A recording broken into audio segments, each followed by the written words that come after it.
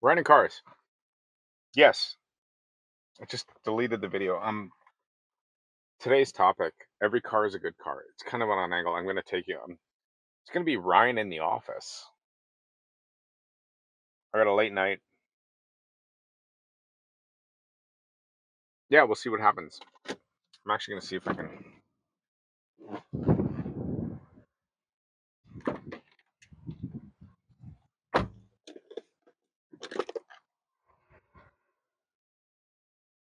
Yes.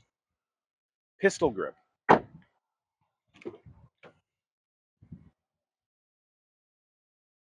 started making this video and then I forgot the topic. Well, I'm using my sketchy second microphone. I can't find my first one. It's been a long day. It's been a long day. I'll lock that.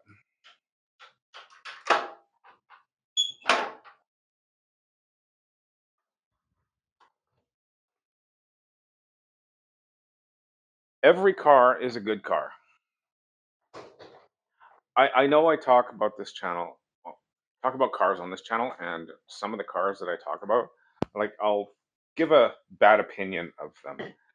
Uh, I'm actually very much,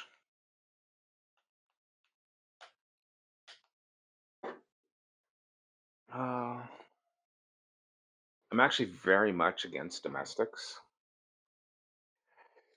But that being said, yeah, no, no, no, no, okay. That being said, I'm not going to say there's a reason for that. I do want to say there's a reason for that. However, it does not matter. It has never mattered.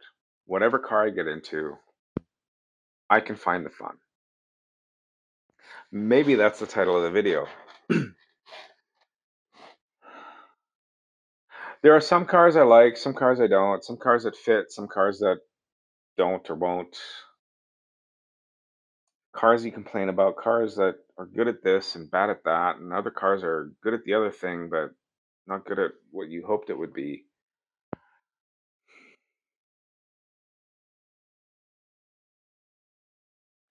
The the general theme of this topic is,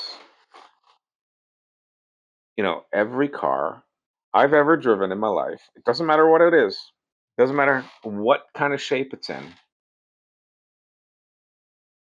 it's always been a fun, good car. Domestics included. Domestics included. Like there was a time there we had to start a business up after the 2008 crash, 2009 crash, and we ended up buying I can't remember what it was, Oldsmobile, Pontiac Sunburst. I don't remember. It was just little two-door American thing, stuff that I would normally write off, right? But here's the thing: like I get into a car, and every car is different. Every car has their own little quirks. They have their own little things going on with them. And it wasn't the first time. I'm just mentioning this because I was already into, cars and did a magazine and a whole thing. And we just bought this beater car from a neighbor. And we had I don't know, landscaping thing that we were doing. And basically this car was only going to be used for, watering. So it was just a bunch of hoses and the keys and nozzles and things like that to just go run out and do a weekly thing in this thing. Had a V6 in it. Pontiac. Was it from that movie? Pontiac Tempest? Not the old one, but it was like in 80s or something, 70s, 80s. Pontiac. And it was red. We ended up selling it to nephews for their first car sort of thing. But the thing is that car had weird things with it. And this is what I like about cars. Every car has a weird thing going on with it. I'll I'll have a bias, an open bias. Like, no, I don't like American cars. You know, there's some that are junk, some this is that, and that's just me speaking my car experience thing and imparting that little bit of knowledge. However, deep down inside, deep down inside, it does not matter the car. I'll complain about Fords and how I hate the technology. However, they're quirky and they got these things, and I like learning about it, and it makes every car fun. Like that, I I guess I guess you could say like I get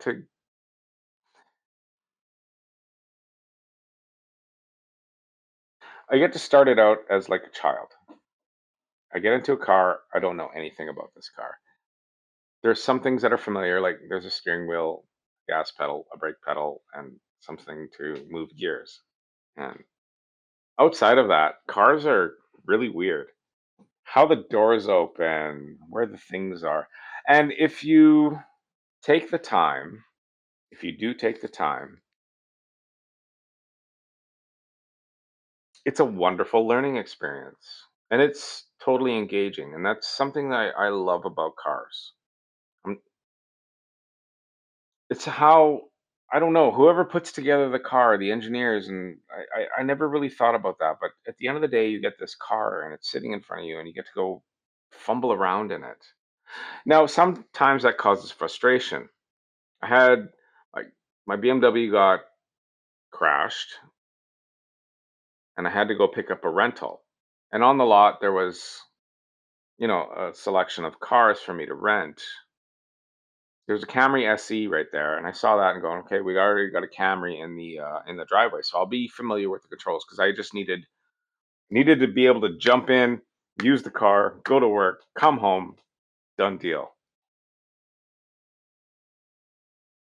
That wasn't the case actually. It's an SE. It's got different controls. It was the same ish year. The whole thing was different, and I still had to relearn. And it was frustrating because I just needed to. I chose it because I needed to jump in, and then the paradigm was shattered. It wasn't something I could just jump in. Oh, it's got extra controls for this, that, and the other thing, and I forgot how much that we had. All the driver assist stuff that we had turned off and stuff on our Camry that was still on this rental, and I might as well have. There was I think it was an Audi.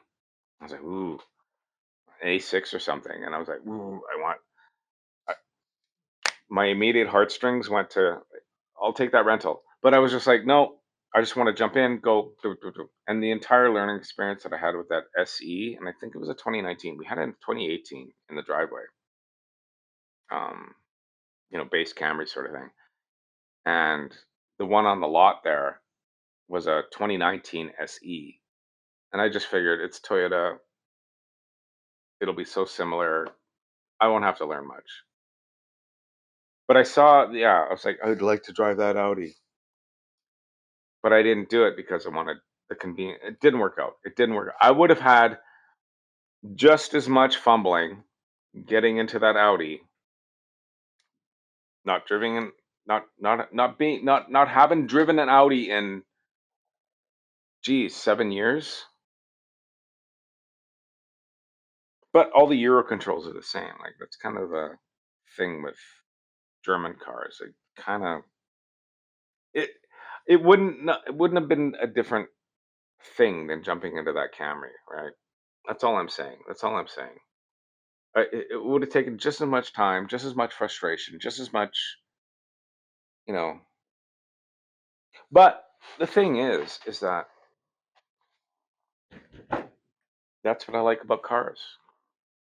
Yeah, they're fast. They do this. They turn corners. They, whatever. But I drove quirky cars at the beginning, and I started searching out quirky cars that did quirky things because I had a car. When you lifted the hood, it was a European car. You lifted the hood, and there was a spare tire in the engine bay. Didn't keep it in the back. It wasn't under the rear tires or anything like a truck. But that was so unique. and it was a talking point. And the choke, car had a choke. Car had a choke on the inside, and you used to have to work it like a motorcycle to get it started. And it was so unique. It was so unique. And that's why I got into European car. Like Volvos were weird. It had certain things going on with them that people and then people keep buying them, right? And the same thing happened with Hondas. Like there was things that happened with them. There's the same thing with Toyotas. Same thing. They had weird things that happened with them, and they were all unique. And same thing with American cars. They were all unique. Like for the most part, all the I don't know climate controls and stuff on those sliders in the old days with the chrome, I don't know levers, blue, red, high, low, mid. You know, and then even the trucks. You know, you got the overdrive or cruise control on the end of the turn signal button. I was like, oh, little hidden secrets. Every car has its own. Kind of like people. It's kind of like people.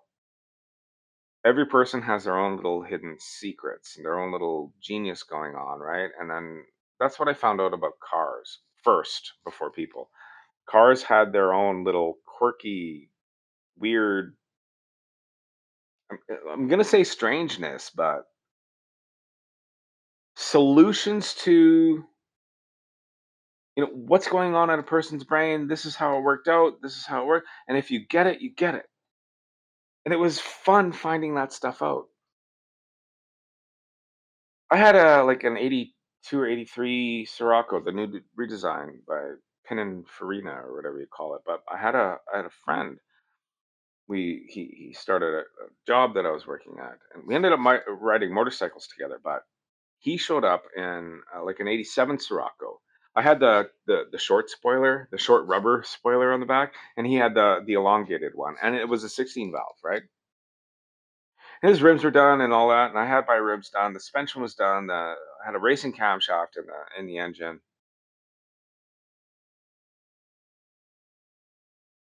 But even his, like I had, it's a Volkswagen, right? So none of the dash ever works. So they were all broken, right? I got mine replaced at some point there, but on the I don't know the instrument, no, the I don't know the mid console thing, right? I had a dial for oil pressure or oil temperature. It was oil temperature on his in the '87. He had a battery meter because he had big subs and stuff. Like he had a whole stereo thing going on there. And it was funny riding around in his car. Like the dash and everything was the same, the seats were the same. It was all very similar. But when his bass went off in the car, you would watch his dial doot, doot, doot, doot, doot, doot, doot, for the battery meter, right? Whereas mine was actually, engine functional, where engine temperature. I can't remember if it was pressure or temperature. Probably temperature. No, I was it pressure? Or was it just engine temperature? If you know, like I'm not nerdy like that. I really don't keep track of that. But if you know it and you drove a Sirocco, you know what I'm talking about. Like if you drove one of those old Siroccos, yeah, not the crappy first generation, but the second generation, and then they redesigned it later on in the '80s, right? But I think it was just engine temperature now that I think about it, because I blew a hose going to Vancouver, and that thing was off the scale. Yeah, but I'm just saying, it's the same car over redesigns and generations, and it was neat finding my car and having all this weird things because it was a Volkswagen. I never driven that, and it was a different kind of Volkswagen than a Golf and all that.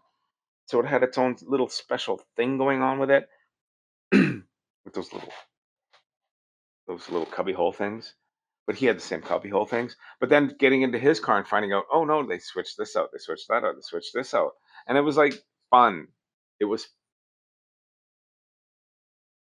fun. It was a paradigm shifting experience, or it was a. I'm reminiscing right now about. it was it was so interesting to see the little differences in these little cars, right? And all cars, and that's what got me. That's what got me hooked into cars. That's what got me hooked into cars. Was all these little quirky things to get these cars going, and I like going to car shows, especially the ones that have older things with mixed with new things. I like those more than the ones where they custom stuff and they just show off the car sort of thing. But I like going to those when you see the evolution of cars or you see, oh, this is what it used to be like and now it's this. It's like, oh, we have it so good now. Like that's complicated. Who, you know, who who is this car?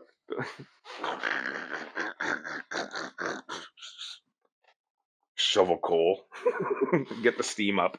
You know, I'm making a joke about that, but do the crank. And there was somebody, I went to a car show on the island there, and he's like, it's got a crank. I'm like, do you want to crank it? I'm like, does this one break your arm? Because I heard stories, right? Like some of these crank things, they break your arm. He's like, no, no, no, not this one. He's like, just give it a go. I was with my daughters, I think.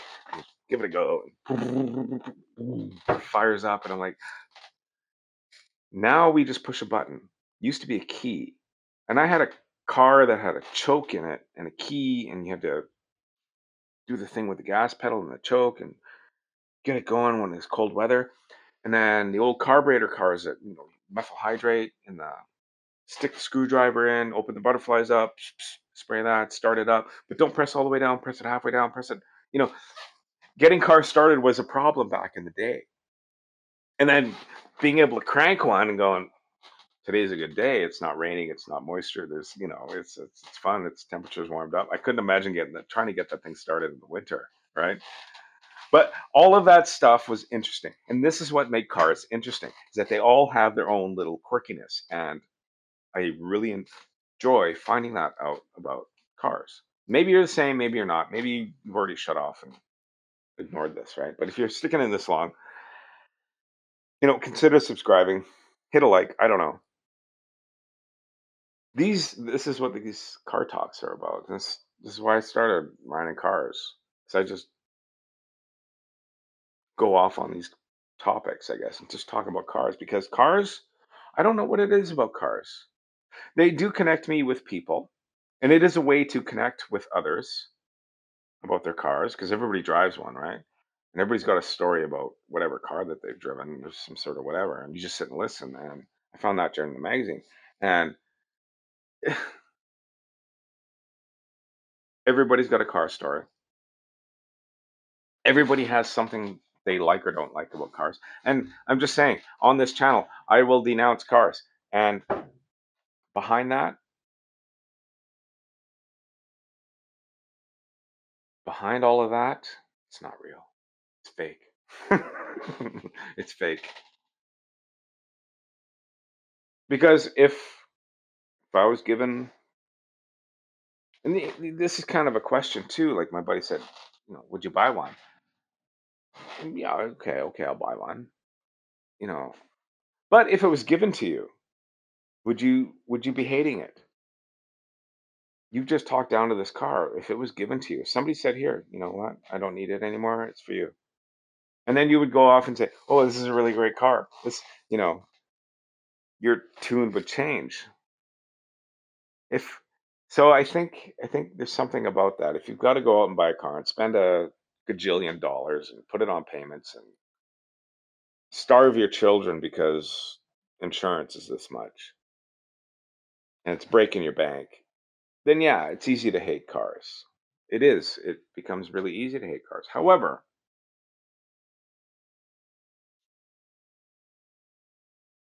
if you don't have a car and somebody gives you a car, it's the best car in the world. It's the best car in the world. Even if it is a POS.